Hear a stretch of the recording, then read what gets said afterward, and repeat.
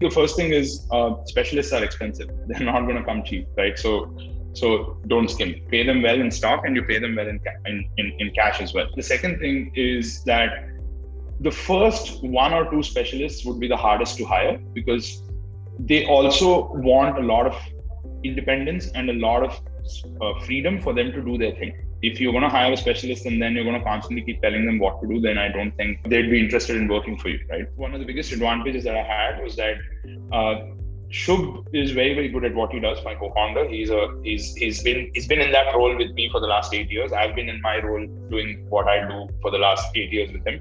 Rachit, who leads product design for us, is in that role with us for the last 9 years. So he became a specialist.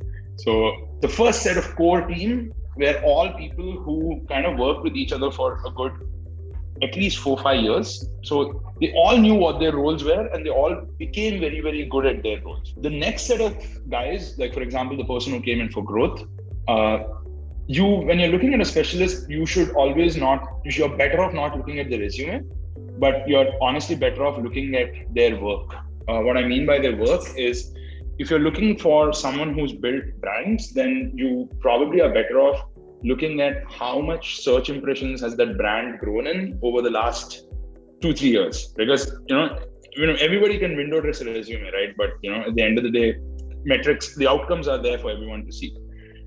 So when I was looking at an early set of specialists, my goal was fundamentally to see if they were doing similar kind of work, and they were doing it over a longer period of time, and if they stuck to that gig. So if you're a product manager, have you been a product manager for like a good 3 or 4 years?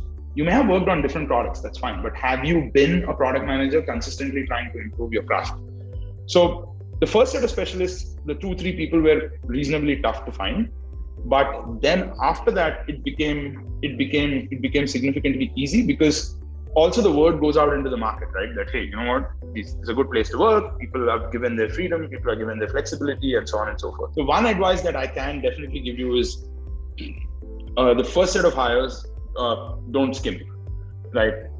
Because if they're good people and if they're really good at what they do, then they will come at a cost.